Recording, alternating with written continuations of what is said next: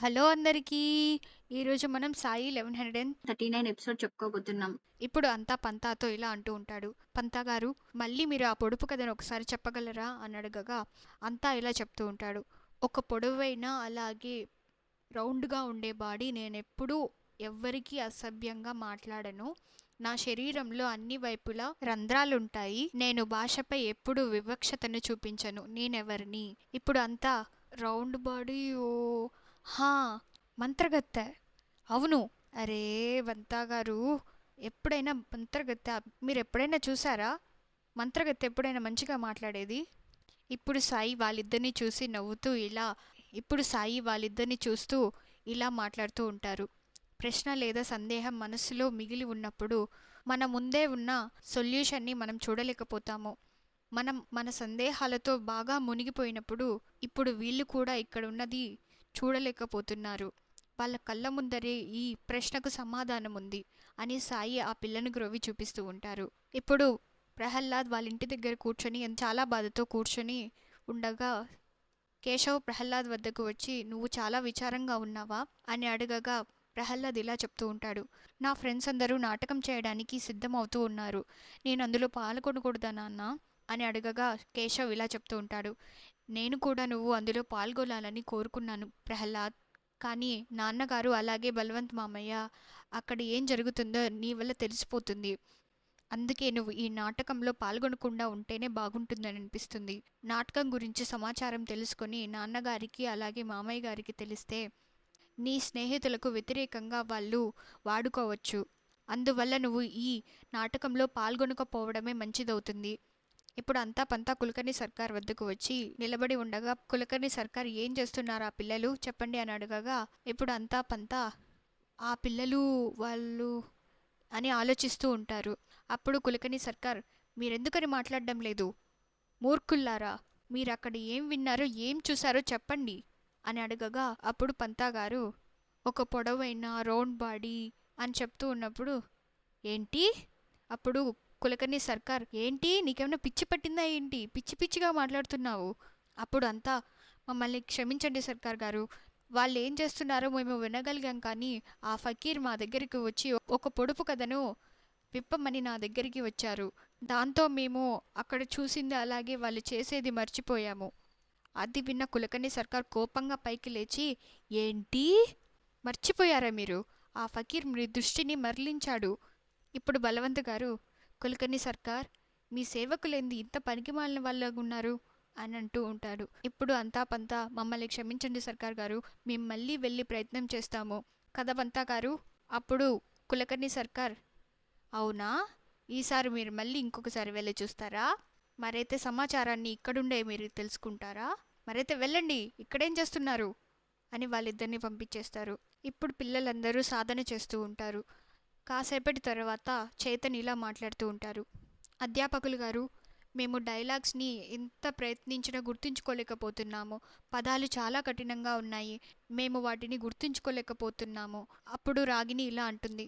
మేము ఇంగ్లీష్ను ఇప్పుడే నేర్చుకోవడం ప్రారంభించాం కదా, మేము ఈ నాటకాన్ని హిందీలో చేయలేమా అని అడగగా అప్పుడు శ్రీకాంత్ మనకు ఇంగ్లీష్లోనే నాటకం వేయాలని నిబంధన ఉంది కాబట్టి మనం ఇంగ్లీష్లోనే ప్రాక్టీస్ చేయాల్సి ఉంటుంది.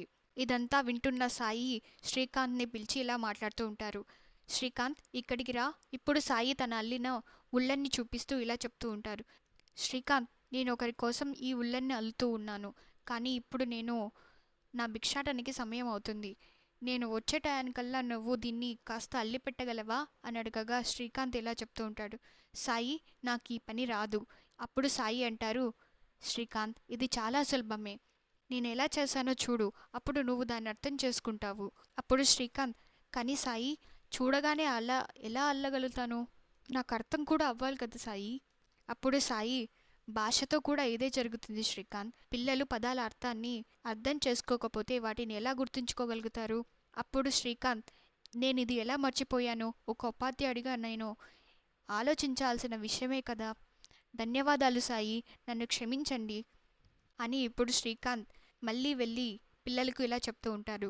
There shall be no mercy. Mercy అంటే అప్పుడు అక్కడ ఉన్న పిల్లవాడు క్షమించడం. అది విన్న శ్రీకాంత్ నువ్వు చాలా బాగా చెప్పావు. భీముడు చెప్తున్నాడు, this is the punishment of Keechak. నిన్ను శిక్షించే సమయం ఆసన్నమవుతుంది. ఫర్ ఆల్ యువర్ ఈవిల్స్ అంటే అని చెప్తూ ఉన్నప్పుడు చేతన్ ఇలా చెప్తూ ఉంటాడు, పాపాలు. అది విన్న శ్రీకాంత్ ఆనందంతో, ఖచ్చితంగా నువ్వు చెప్పింది కరెక్ట్గానే చెప్పావు చేతన్. ఇప్పుడు ఇలా చెప్పడం మొదలు పెడతాడు, అంటే దీని అర్థం నువ్వు ఇప్పటి వరకు చేసిన పాపాలన్నింటికీ నిన్ను శిక్షించే సమయం ఆసన్నమైందని. పిల్లలు, మీరందరూ అర్థం చేసుకోవాలి, పాపాలు కొంతకాలానికి పేరుకుపోతాయి. ఎప్పుడైతే ఒక చెడ్డ మనిషి చెడు పని లేదా పాపం చేస్తాడో అప్పుడు అతని శిక్ష నుంచి తప్పించుకోవటానికి చాలా మార్గాలు వెతుక్కుంటూ ఉంటాడు. ఈ ఆలోచనల్లోనే ఉంటాడు. అతనికి తాను ఎంతో శక్తివంతమైన వాడిలాగా భావిస్తూ ఉంటాడు. అతని పాపాలు పేరుకుపోతుంటే అవి అతన్ని తప్పకుండా ఒకరోజు అతనికి ఈ శిక్ష అంటూ పడుతుంది. ఇది కర్మ యొక్క నియమం. ఎంత శక్తివంతమైన వ్యక్తి అయినా అతను ఎవరినైనా కష్టపెడితే లేదా ఎవరితో అయినా అసభ్యంగా ప్రవర్తిస్తే, అతను ఇతరులకు నొప్పి కలిగిస్తే అప్పుడు ఒక సమయంలో కాలం అతనికి తప్పకుండా సమాధానం చెప్తుంది. అతని అహంకారాన్ని అణిచివేస్తుంది. అప్పుడు ఒకరోజు ఆ చెడ్డ మనిషిని ఎవరైనా చంపేస్తారు. ఇది రావణుడి విషయంలో కూడా జరిగింది.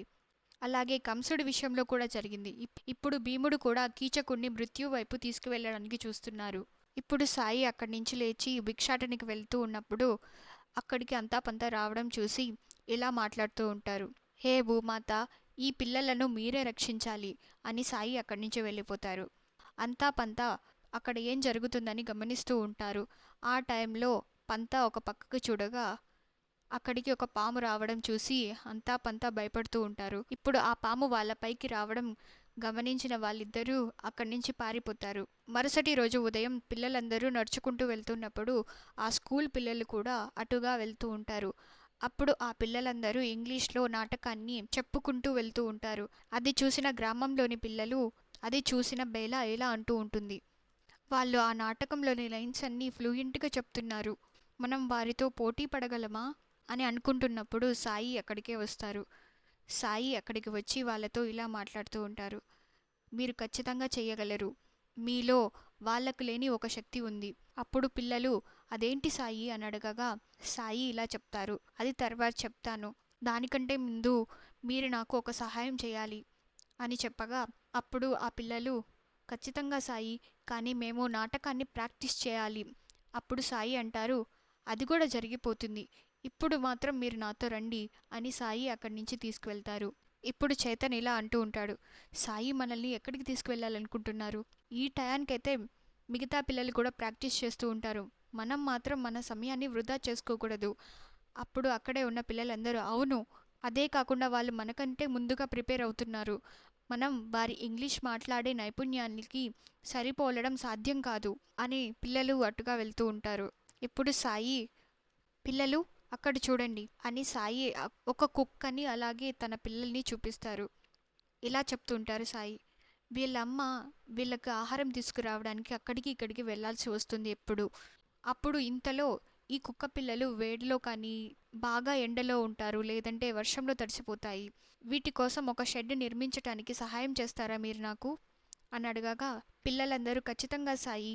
అప్పుడు పిల్లలు సాయిని ఇలా అడుగుతూ ఉంటారు, కానీ సాయి, వీటి కోసం ఏమేం సామాన్లు కావాలి అని అడగగా సాయి వాళ్ళకి ఎక్స్ప్లెయిన్ చేస్తూ ఉంటారు. అని సాయి ఆ కుక్క పిల్లల దగ్గరికి వెళ్ళి కూర్చొని ఉంటారు. ఇప్పుడు పిల్లలందరూ ఇలా అనుకుంటూ ఉంటారు, ఈరోజు నాటకానికి లేట్ అయిపోతుంది, పదండి మనం తొందరగా వెళ్ళి ఆ షెడ్ని కట్టేద్దాం అని పిల్లలందరూ వాళ్ళ బుక్స్ అన్నీ ఒక దగ్గర పెట్టి పిల్లలందరూ ఆ షెడ్ తయారీ చేయడానికి ఒక్కొక్కరు ఒక్కొక్క వస్తువులు తీసుకొస్తూ ఉంటారు. ఒకరేమో కట్టెలు తీసుకొస్తూ ఉంటారు, ఇంకొకరేమో గడ్డిని, అలాగే ఇంకొకరేమో క్లాత్ని తీసుకొస్తూ ఉంటారు, అలాగే ఇంకొకరు రోప్ని కూడా తీసుకొస్తూ ఉంటారు. ఇప్పుడు అందరూ ఇలా మాట్లాడుకుంటూ ఉంటారు, మనకు కావలసిన వస్తువులన్నీ వచ్చేసాయి, ఇప్పుడు మనం ఈ షెడ్ని తయారు చేద్దాం. నేను మీకు చెప్తాను, మా నాన్న ఒకసారి నాకు శిక్షణ ఇచ్చారు, చూడండి. పిల్లలందరూ కష్టపడి ఆ కుక్క పిల్లల కోసం ఒక షెడ్ని తయారు చేసేస్తారు. ఆ షెడ్ని తయారు చేసిన పిల్లలందరూ సాయి వద్దకు వచ్చి సాయి దగ్గర ఉన్న కుక్క పిల్లల్ని తీసుకొని ఆ షెడ్ లోపల ఆ కుక్క పిల్లల్ని ఉంచుతారు. ఇప్పుడు సాయి వాళ్ళ దగ్గరికి వచ్చి వాళ్ళు చేసిన పనికి ఆనందిస్తూ ఉంటారు. అప్పుడు చైతన్ ఇలా మాట్లాడుతూ ఉంటాడు, సాయి, ఇప్పుడు మేము వెళ్ళొచ్చా నాటకం ప్రాక్టీస్ చేసుకోవడానికి అని అడగగా సాయి ఇలా మాట్లాడుతూ ఉంటారు, పిల్లలు, మీరు ఈ షెడ్ని ఇంత తొందరగా ఎలా నిర్మించగలిగారో మీకు తెలుసా అని అడగగా, అప్పుడు సాయి, మీరందరూ కలిసి పనిచేశారు, ఈ విషయంలో మీరందరూ కలిసి పనిచేయలేదు, మీరు ఇంకా ఒకరికొకరికి సహాయం చేస్తూ పనిచేశారు. ఎప్పుడైతే నందుకు చెట్టు కొమ్మలు తీసుకురావడానికి కష్టమైందో అప్పుడు బాలా వచ్చి నందుకు సహాయం చేశాడు. నందుకు ఎప్పుడైతే నందు దగ్గర మంచి ఆలోచన ఉందో మీరందరూ అతనిపై నమ్మకం ఉంచి దానిపై మీరు కలిసికట్టుగా పనిచేశారు. అందువల్లనే మీరు ఒక అద్భుతమైన షెడ్ని నిర్మించగలిగారు. పిల్లలు, మీ ఐకమత్యం అలాగే ఒకరిపై ఒకరు నమ్మకం ఉంచడం ఈ నాటకంలో మిమ్మల్ని విజయవంతుణ్ణి చేస్తుంది. ఇదే మీలో అందరిలో ఉన్న శక్తి. పిల్లలు, ప్రతి ఒక్కరిలో తమలో ఒక ప్రత్యేకమైన ప్రతిభ ఉంది. రాగిని తన తల్లి నుండి నాటక నైపుణ్యాలను పొందింది. నాటకం అనే విషయం వస్తే మీరు ఆమె సహాయాన్ని తీసుకోండి. ఇంగ్లీష్ పదాలు అలాగే వాటి ఉచ్చారణలో శ్రీకాంత్ నుంచి సహాయం తీసుకోండి. పిల్లలు, మీరు ఒకరికొకరు సహాయపడుతూ ఒకరినొకరిని ప్రోత్సహించుకుంటూ అలాగే మరొకరిని మెరుగుపరుచుకోవటానికి పని చేయండి. పిల్లలు, మీరు అర్థం చేసుకోవాలి, మీరు ఆ పిల్లలతో పోటీ పడుతున్నారని కాదు, మీరు మీతో మీరే పోటీ పడుతున్నారని భావించాలి. మీరు నిన్నటి కంటే మెరుగ్గా ఉండటానికి మీరు మీతోనే పోరాడాలి. దానికి ఆ పిల్లల్ని ఓడించాల్సిన అవసరం లేదు. మీరు మీలో ఉన్న పరిమితులు అలాగే భయాల్ని ఓడించగలిగితే అప్పుడు మీకు విజయం సాధిస్తారు. విజయం మిమ్మల్ని వెతుక్కుంటూ వస్తుంది. ఇప్పుడు స్కూల్లో పిల్లలు ప్రాక్టీస్ చేస్తూ ఉంటారు. బేలా ఇలా చెప్తూ ఉంటుంది. బేలా లో కాన్ఫిడెన్స్తో చెప్తూ ఉంటుంది. అది విన్న రాగిని ఇలా చెప్తూ ఉంటుంది. ఇలా కాదు బేలా, నువ్వు ఫుల్ కాన్ఫిడెన్స్తో చెప్పాలి. స్పెషల్ వంటకాలు బాగా తయారయ్యాయా? ఈరోజు మీ పరీక్ష. లార్డ్ కీచక్ హస్తినాపురానికి తిరిగి వస్తున్నారు. అతనికి ఇక్కడ తక్కువ ఏమీ కనిపించకూడదు అని పిల్లలు ఇంగ్లీష్లో సంభాషణ జరుగుతూ ఉంటుంది అని రాగిని డైలాగ్స్ అన్నీ చెప్తూ ఉంటుంది. ఇప్పుడు బేలా తప్పు చెప్పగా ఇప్పుడు బేలా ఇన్జస్టిస్ అని చెప్తూ ఉంటే రాగిని, లేదు బేలా, అది ఇన్జస్టిస్ కాదు, అది జస్టిస్. అలాగే ఇప్పుడు నందు భీమా చెప్తూ ఉంటారు. అప్పుడు నందు తప్పుగా చెప్పడం వల్ల శ్రీకాంత్ గారు మళ్ళీ, అలా కాదు నందు, మళ్ళీ వెనక్కి వెళ్ళి గట్టిగా చెప్పాలి. నాటకం వినడానికి చాలామంది అక్కడికి వస్తారు. నువ్వు పదాలని గట్టిగా ఉచ్చరించాలి. లేదా అర్థం చేసుకోవటానికి సమస్య ఎదుర్కొంటే దాని భాగాలు విడగొట్టి జ్ఞాపకంగా ఉంచుకోవాలి. ఉదాహరణకి అన్యాయం ఎలా చెప్పాలంటే ఇన్ జస్టిస్ అని విడివిడిగా దాని అర్థం తెలుసుకొని గుర్తుపెట్టుకోవాల్సి ఉంటుంది. ఇలా మీరు పదాన్ని చిన్న భాగాలుగా విడగొట్టినప్పుడు దాన్ని జ్ఞాపకంలో ఉంచుకోవడం మీకు చాలా సులభం అవుతుంది. అప్పుడు నందు బాల ప్రాక్టీస్ చేసి, అవును ఉపాధ్యాయులు గారు, మీరు చెప్పింది నిజమే, ఇది సులభంగా ఉంది అని చెప్పగా శ్రీకాంత్, మరైతే మళ్ళీ ప్రాక్టీస్ చేయండి. ఇప్పుడు చేతన్ ఇలా మాట్లాడుతూ ఉంటాడు. సాయి, మీరు కరెక్ట్గానే చెప్పారు, మా ఐకమత్యమే మా శక్తి. ఇప్పుడు రాగిని ఇలా అంటూ ఉంటుంది. ఇప్పుడు మాకు కూడా అనిపిస్తుంది సాయి, మేము కూడా నాటకంలో మంచిగా ప్రదర్శించగలమని. మనం చేసే ఈ నాటకం కీచకుని మరణం అందరికంటే చాలా గొప్పగా ఉంటుందని అనిపిస్తుంది. ఇదంతా అంతా పంతా స్కూల్ బ్యాక్ సైడ్ నుంచి వింటూ ఉంటారు. అది విని పద పద మనం వెళ్ళి చెప్పాలి అని అక్కడి నుంచి వెళ్ళిపోతారు. ఇంతటితో ఎపిసోడ్ కంప్లీట్ అవుతుంది. ఈ వీడియో కానీ మీకు నచ్చినట్లయితే లైక్ చేయండి, షేర్ చేయండి, అలాగే కామెంట్ చేయండి. Thank you for watching. Please subscribe to my channel.